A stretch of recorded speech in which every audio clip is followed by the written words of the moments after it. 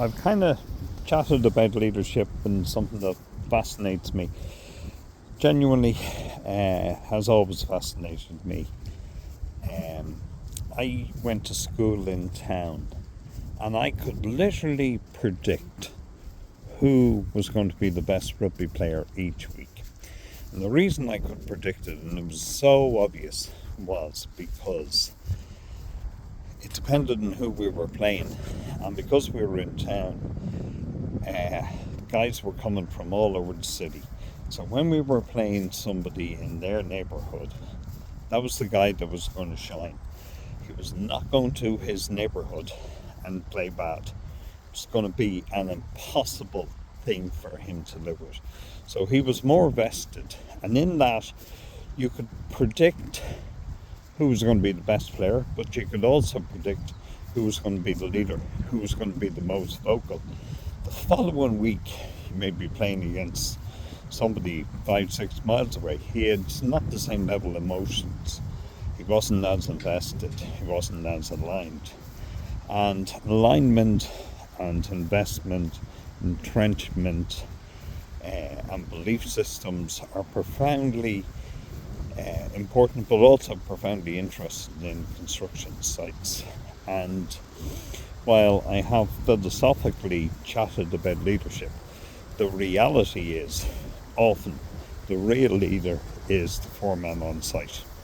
And that is the person. If it's a small builder, he mightn't have a foreman, or he mightn't have the label on a foreman for somebody, but he'll certainly have a foreman there. So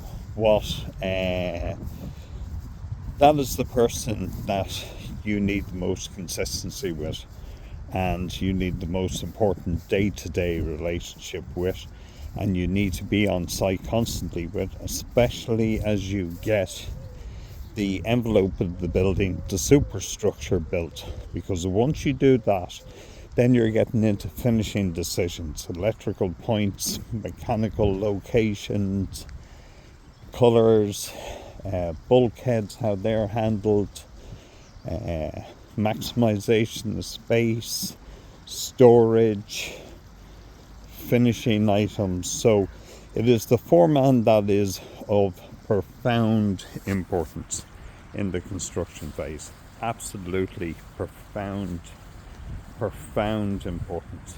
So I live in the neighbourhood, and the next door neighbourhood to me is called Llewellyn, and I never understood how it's got its name.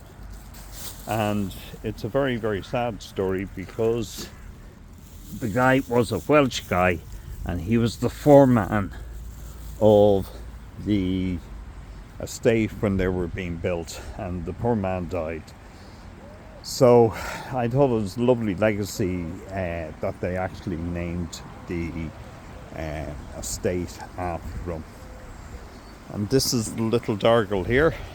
And during the most recent floods, unfortunately, this overflooded, and a couple of these houses got flooded here, and this is Llewellyn itself. And the relationship that you have with him, personal level, decent level, friendly level, I would certainly advise you to invest time in it, because all of a sudden things that aren't a problem disappear. Things that may be a variation may not be reported or seen as variations. If the site is going easy and the builder doesn't have to visit it as much because you and the foreman are getting on better, his relationship is more aligned. The foreman may become your problem solver, and